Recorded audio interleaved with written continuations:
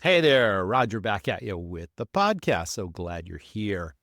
Today's guest, Simon Zatyrka, has moved his way up over a long career in kitchens to become a sous chef, a manager, a consultant, and now a podcast host. He is known as the culinary mechanic. I was so fortunate to be on his podcast a while back, so I just had to share. He's a great guest, and we had so much in common. Very passionate guy. We're going to talk all about leadership. We're going to talk about systems and profits, and mostly company culture and what it takes to get the most out of our people and really have a positive influence on our people that then translates into great guest experiences. So thanks for tuning in. I'd like you to know that you can follow us on your favorite podcast player. Also, you can get every episode if you subscribe to our YouTube channel. So don't miss out on that. And I also wanted you to know if you have any restaurant questions or any business challenges, reach out to me. Roger, spelled Roger, at restaurantrockstars.com. I'd be glad to give you my input on that. Now, on with the episode.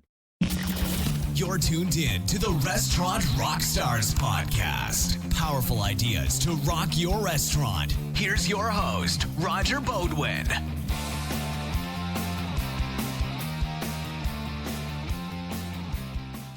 Restaurants sell tons of fried food, and your customers love it. But the hassles, hazards, and mess of fryer oil, cleaning hoods, and all that grease, well, you can forget all that with Restaurant Technologies. They deliver your oil, filter it, monitor usage, collect and recycle your waste cooking oil. Their AutoMist system automates your hood and flue cleaning, eliminating the fire risk. As a Restaurant Technologies customer, you'll also save 10 to 15% in your insurance premiums. Plus, get a bonus for new customer referrals. Get started at rti-inc.com or call 866-399-3639. Listen, your restaurant wants more business. Birthdays bring more business. Not just more guests, but 40% higher check averages. Best of all, more birthdays happen Sunday through Thursday when you want more business. You can get an all-done-for-you service that sends you all the birthday business. Don't lose birthdays to the competition. Go to jointhebirthdayclub.com/birthdayrockstar. It's a piece of cake. Hey, everybody, welcome back. This is the Restaurant Rockstars Podcast. Simon, how are you today? I'm doing great. Thanks for having me on. I love talking shop with fellow hospitality professionals and those that are passionate. And something that you believe in, and something I read on your website really struck me. You came for the food and stayed for the people. That's really awesome. Do you want to give us a background on that or what that means to you? Yeah, I come from pretty big families, so I fall into a little bit of a cliche. As a kid, I was always around the kitchen, loved hanging with grandma, right? Got in when I first needed a job. Mom said, there's a restaurant down the street, go. And so that just made sense. And I got in and I fell in love with being in the kitchen, in the community of the kitchen, but I also fell in love with the things that could be done with food. And wow, like I can actually feed myself better than I did before. I can help feed others.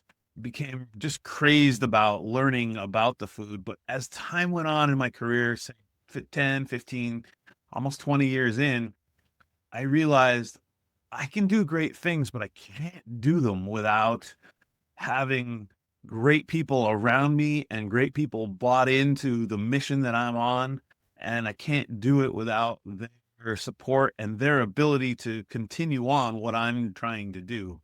And so I really, like I said, I really began to fall in love with how to lead people and how to truly get things moving at kind of light speed through your people. Sweet. You've had a long restaurant journey. So you started in the kitchen, then you moved up to sous chef, you became a manager, now you're consulting with clients, and you're a podcast host. You get a wealth of information to share, so I'm really excited to dive in. What really stands out to you over your career of all those different positions? Do you have any key learnings that really stuck with you that you now try to pass on to other restaurants that you work with?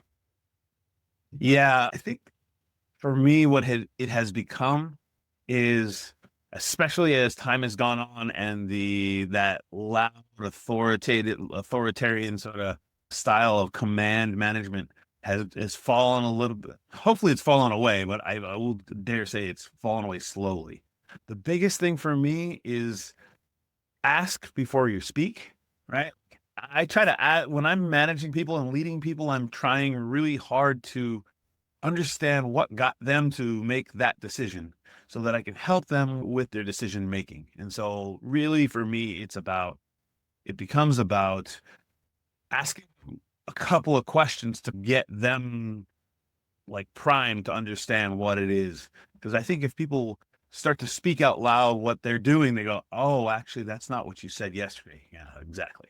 So that's been the big one. Awesome. And I think that just the power of taking care of people, right? The power of just, Yep. yeah, the power of, hey, man, I'll take care of that problem for you. But when I need a problem taken care of, I'm going to need some help and working together. So that's really been the biggest thing for me. That word hospitality is the foundation of our business. And it's not just about the way we treat our guests, it's the way we treat each other in an organization, team members and leaders and all that kind of stuff. And everyone wants to be treated the way they would hope to be treated, but it goes so much above and beyond. It's about caring for other people. And I think you just said that best. Simon, every industry, restaurants included, use the word manager as a default. You're a general manager, you're a dining room manager, bar manager, whatever. And it's really about leadership. I'm hearing the word leadership come across with what your approach to this business. What do you think the difference is, and what does leadership really mean to you? Oh, at its core, I would really say that leadership is the expansion of influence. Mhm. I think that the best way to get somebody to help you with a problem or to follow you is to make sure that they understand what it is you believe in and what it is that you're trying to do. And so I think that as oftentimes leaders become these folks who have like they wield the broad sort of power, right? I'm the leader, I'm in charge. And it gets convoluted a little bit. And I feel like those become managers, right? Versus the leaders. I think for me, leadership really is about having a vision, having a thought that you want to push something forward, whatever that may be, and having people understand it and really grab onto it. So that for me is the core of it, is expanding influence. And I think that you can get way more into, so you can read a John Maxwell book and get 7 layers of leadership and all this stuff. But at the end of the day, it is the expansion of influence. Excellent. Right? Thank you so much for sharing. Affects. Yeah, I really want everyone to understand that because, again, just because you hold that title of manager doesn't mean that you can inspire other people to greatness, that you can motivate them and recognize talent in them and lead by example. And that's so foundational along with hospitality. So I really like that idea and that definition. But it goes beyond that. And there's a culture element here too. And we're going to get into that. But your current mission right now is to improve culture, systems, and profit, not only for chefs, but for restaurateurs, and to improve overall operations. Let's tackle each of those one at a time. Let's talk about what culture really means and how you achieve culture. I think for me, when I think about culture, I think of the way, whatever way it is. I guess the best way to explain it is, however you do something, that should be the way that it's done. If you mop, you should mop, and you believe that mopping left to right and pulling back towards you as opposed to walking forward with the mop is the way, then that's the way. And I think that culture becomes how we as a group do something, right? And I think that there's a whole lot of other things to be in there, but at its simplest for me, it's how we as a group do things and do what we do. And that, and again, I try to keep these definitions as simple and as just fundamental, because there's so many layers of culture. Culture can be how we eat, how we take care of the guest, how we take care of the vendors, how all those things in the restaurant. But at the end of the day, it comes all the way back to how we do things. I think my wife would agree with that because she's always telling me how you do one thing is how you do everything. Okay, so that's really important to keep in mind. With so many different personalities in a restaurant, is there a way to get everyone on board so that we're quality minded, and that literally how you sweep the floor, there's a consistency, uniformity, and a structure to what we do, because ultimately the guest experience is affected by numerous people in a restaurant from start to finish. That's hard to achieve, isn't it? But that goes back to leadership. So It what do you does. think the key is to that? Systems all day Okay. long. All right. Systems. System. I think that setting expectations, making clear the standards, and then lining out what is step one. Step one, let's go back to the mop, right? We're going to go from left to right, and we're going to back out of the space. So it's a clear definition, setting that clear expectation, and a definition of the standards and the steps that go into that. And that's, once again, super simple definitions that can be built on over time. Yes. But for me, that's what a system is, right? It goes back to the way. How do you do it? This is the way we do it. What are the steps that go into it? This is the system we use.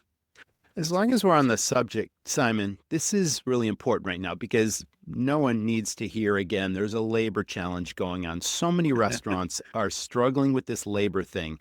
And I remember I've hired literally in multiple restaurants, a couple of hundred people over the years, probably, for all these restaurants. And I had a low turnover, and we had great morale and team spirit and all that, and culture and all that kind of stuff. But I do coach, and I travel across the country a lot, and I hear frequently from restaurant owners and they'll call themselves general manager, I'll call them general leader, but they ask me all the time, it's like, why don't people do what we expect? Why don't they show up on time? Why is their performance on target sometimes, but they're not consistent and all that? And then there's that element of, this person has a really solid skill set and I need this person, but they got a toxic attitude. It's like, how do we turn it around? Do I let them go? But we seem to need these people more than these people need us. And I'm sure that's a common thread with so many of our listeners right now. What do you have to say about that? Toxic people have to go. I am far, I said this recently to a friend of mine. Culture eats skill for breakfast. Right? We have to define our culture, and we have to know what it is we believe in.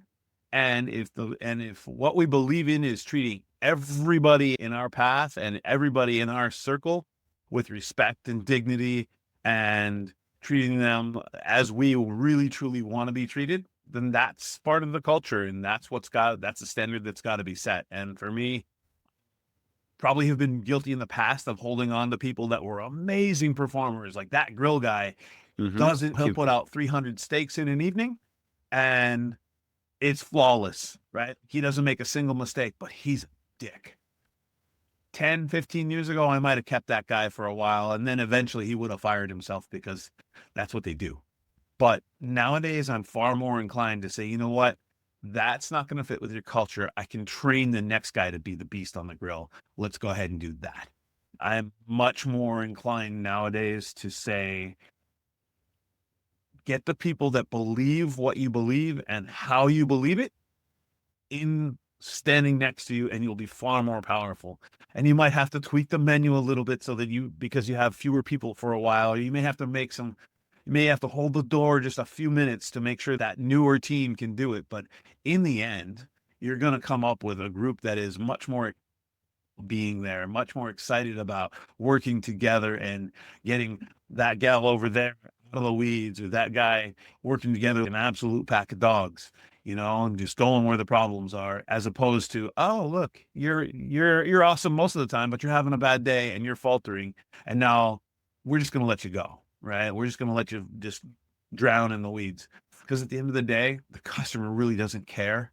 And I think that our business as leaders is to guard that business. So I'm all for get rid of toxic people and make some of those fast little adaptations and pivots to make sure that your team feels taken care of. And there's nothing more to support that feeling than to get rid of the jerk who's causing drama. Thank you so much for sharing. And that's tough decisions for a lot of people to make, but I absolutely agree with you. I've been there myself. I once had a chef that threw pots and pans and yelled at the front of house staff constantly.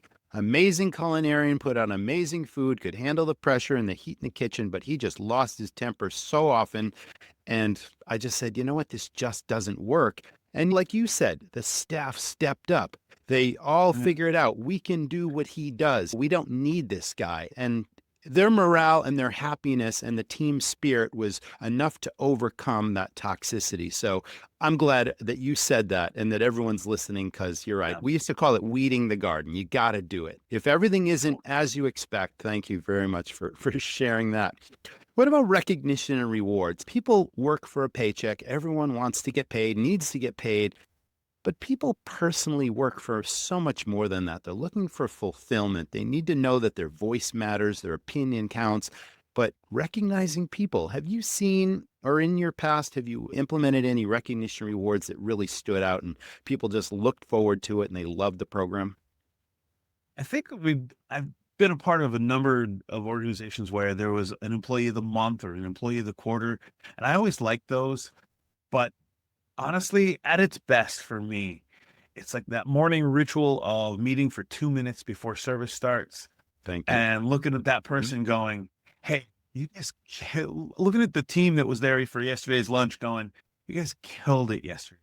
That was awful. The tour bus pulled up and it just mobbed us, and you guys handled it like champs. There was no drama. There was nothing.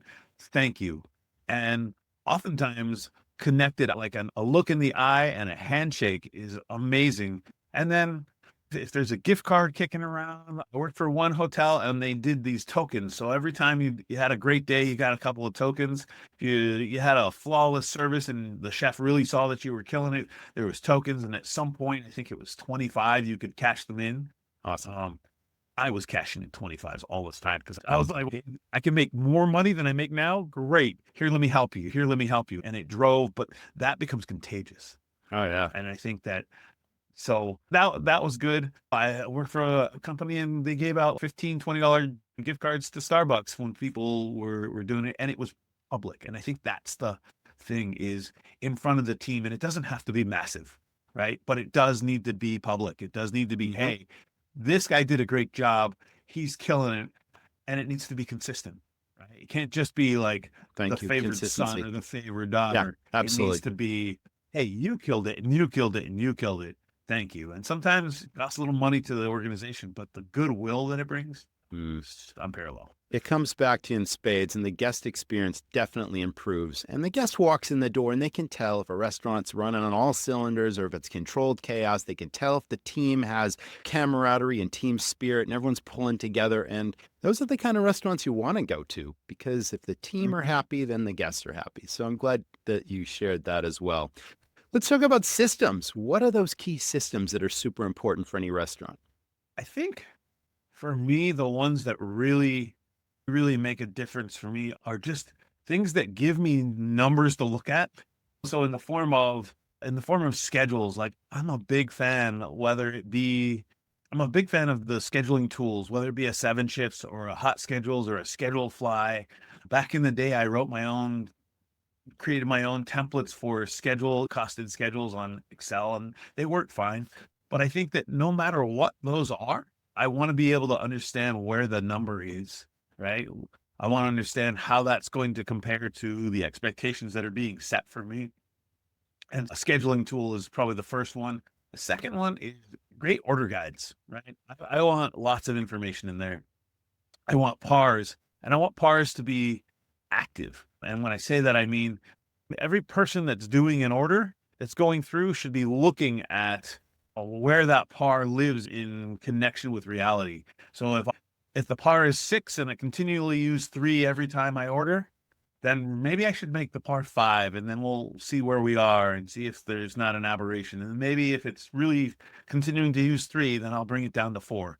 And so I do that by always making notes in the left margin of that thing. But PARs, always recording hands, always recording what I order and making it clear. In my order guides, in pretty much all the restaurants I've run in the last 20 years, there's always a spot for the date and the day, so that if something is weird, it's really clear. And we always sign off. Everybody puts their initials, right? And so there's accountability. So that the order is really weird, you can go back to Jimmy and go, Jimmy, what's going on? And I think those are the 2 big ones for me. After that, it's great recipes are written on the line. If it's a big restaurant with a lot of things, I like to do like station guides where it's a little piece of paper that's laminated and it's stuck right in front of the cook. And it's a quick build on all their salads or all their sandwiches, and it's all in the order that it's supposed to go. Those are those things that allow us to be consistent. Huge portion guy, like Oh, coming yes. up with Portion control standards. Yeah. creative ways, whether sometimes it's we're going to buy 22 1 cup measuring cups and we're going to have them in every place that you need about a cup of something. Or it's just you have the little paper boat and you fill the paper boat up with fries and it's level and you put your hand across it, boom, that's fries. Whatever that may be. Thank you. Just having different ways to measure that is super, super important. Yeah, because all So that impacts food costs and all that sort of thing. And so many restaurants just don't have the basic standards, a cost sheet, a photo of what the plated dish should look like with the specs, and the checks and balances to make sure that all the cooks that are making the same items are doing it with that consistency. You're absolutely right about that. Yeah. I think one step farther beyond that is and this comes from some of the restaurants that I've been that were a little more corporate. And I know that corporate can be a bad thing sometimes in people's minds. But for me, corporate means consistency, right? Like when I really think about corporate restaurants, those guys have found dozens and hundreds of ways to be as consistent as possible so that you get what you expect when you walk in. Right? Like them or don't, like a corporate restaurant or don't. The honest truth is when you go into an Applebee's, like Applebee's is Applebee's, right? Going higher on the chain, you go to a Darden restaurant like a Capitol Grill or an Olive Garden, and the standards are the same. And I've tested that a couple times. I've been in a Capitol Grill here in Seattle, gone to a Capitol Grill in Atlanta, and been like, wow, this is just the same. And it's great.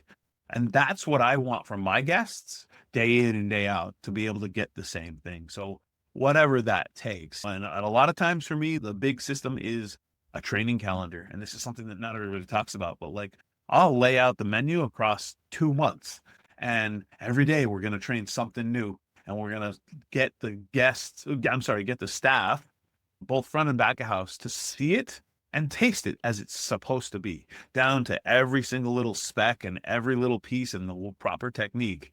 It's going to get cooked correctly and then put out. And that way you can see what it is. And that system alone saves thousands and thousands of money. Every guest in your restaurant sees your menu. It's your most important and effective marketing tool, and every impression counts. TerraSlate not only provides easy-to-clean, waterproof, ripstop, antimicrobial menus that last, they also work with you to design menus that sell. It's time for a new menu. Get TerraSlate with a super-fast one-day turnaround and free overnight shipping. Go to TerraSlate.com. That's spelled TerraSlate.com. Yeah, and there is a challenge in that because everyone's different, their approach is different, their personality is different, and certain people will think about the consistency and the quality and care, and other people will do things haphazardly, but the checks and balances have to be there because, as you pointed out, the consistency, whether you've got one single location, you want to create lots of regular repeat guests that every time they come in, if they order the same menu item because they love it so much, you want it to be absolutely the same every time. If you have a chain restaurant, 5, 6, 10 locations, and the menu is the same, people travel to a different location, they want everything to be the same. And that unto itself is a very important system for sure. And that's hard to achieve, but without the standards, without the expectations and the training, like you mentioned, and right down to the little nuances and the portion controls, everything about it. I always call this the business of 1,000 details because there really are there. Absolutely. How about financials? How about in your practice when you work with different clients, do you see them taking inventory? Are they costing out their menus that are so important right now and analyzing their menu profit as prices rise? And we're paying huge labor costs now, mostly in the kitchen. Are they analyzing their labor costs week to week? And these are controls and systems also. What do you see there? I'm seeing a mixed bag. Usually if they're calling me, they're calling for some help to really up the game of their chef, right? Get their leadership bigger. So they've probably already got past some of that fundamentals, but not always. I recently came in to a restaurant group with 4 units and they didn't take inventory and they didn't have a recipe book anywhere. But man, was their food tasty and it was really good. But because product costs had just gone a little screwy, I think this was almost 2 years ago that I first stepped in with them. And there was a big lettuce thing going on, right? Romaine lettuce went from $26 to $94 a case. And all of a sudden, that Wow. cute little Yeah, that's side salad huge. that they serve with everything, they realized that it's costing them way more than it used to. And then upon further inspection, they looked and realized that they would have one of the cashiers help out in the kitchen. It was a quick serve restaurant. So she would make all the salads for to go. She'd maybe do 15, 20 of them. And one day the owner is sitting with me and he looks over my shoulder behind me and he goes, "Wait, what are you doing?" And he goes over to the young lady and he talks to her and he says, "What's the portion?" She says, "I don't know. I always just fill it up." And so he went and he got a scale and I said, "What is the portion?" He says, "I don't know. We'll figure it out." And I was like, okay, so you don't. And I'd been brought in to build his recipe book and cost it. So I watched and he's, "Oh no, it should be more like this." And I thought, so it's just what you say. Okay. And that's really common. I see that all the time at some point in people's evolution, right? There's, "Oh, the owner says." And then it becomes the director of the manager comes over and goes, "Oh, I want to see it like this." "Oh, but the manager said," or the owner said. And then it's a he said, she said. So I see all the way back to the beginning with some people, right? Where they haven't costed anything out. And then I'm more and more, I'm seeing people that are taking the time to get the costs and the recipes built. I see scheduling tools pretty much across the board. I don't know how or why, but I think that comes down to the ability to message that out to them, and just it makes it easier to get the employees to them by having a scheduling tool that's online and they can access it and they can interact. So I feel like that has become something that is far more adopted in this current age, whereas some people are still getting to the place of talking. Just yesterday afternoon, I was talking to a restaurateur and she was describing how good the chef was with numbers. In fact, he could take his recipe and put it on a napkin with a Sharpie and cost it out right there. Oh my God. Okay. But tell me he does it other ways too. "Oh yeah, yeah. Oh yeah." I'm like, okay, good. Because I had this vision of going into his office and finding a clipboard full of napkins. But they swear to me that he actually does put it into a spreadsheet and has it costed. And I'm hoping that we can look at that down the road as I get to working with them to get it even a little more tuned. Pricing certainly seems to rise more than it goes down. So it just emphasizes the importance of costing out your menu and redoing it a couple of months in, because you cannot control the volatility of the markets and the rising costs. You can't control the high labor costs that we all have to pay in restaurants now, but you can control menu profit. You mentioned portion controls. That's certainly part of it. But then there's also the rising ingredients. And you mentioned the spike in the romaine lettuce. Recently, again, eggs went through the roof. And if you get a breakfast place, goodbye, right? Avocados, chicken wings went through the roof not too long ago. Like all these things. And if you don't stay on top of it, you're losing money on menu items in a margin that's a short, shrinking margin business already. It's so dangerous. So thanks for emphasizing that. Once you cost out your menu, and you see where things are going up, you got to adjust your pricing, of course, or your portion control standards, or even you're a chef. I used to always work with my suppliers and they knew what I was buying now, but if you don't ask, you don't get.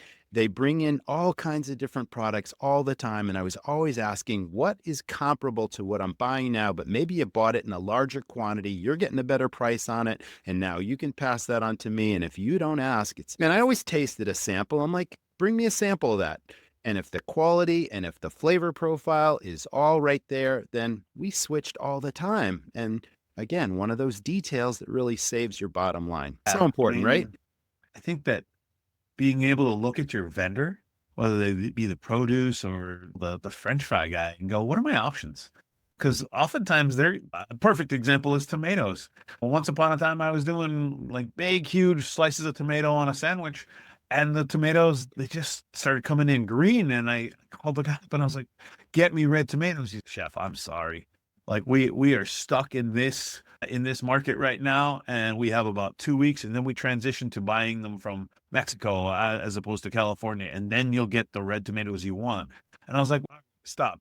not all tomatoes come from the same place. What else can I do? And he goes, you bring in Romas, they're coming in beautiful now. And so for 2-3 weeks, we sliced twice as many Roma tomatoes and put those on our sandwiches because it was the right thing to do. Right? Like serving green tomatoes, and I didn't want to take them off. It was just too much of a part of the flavor profile.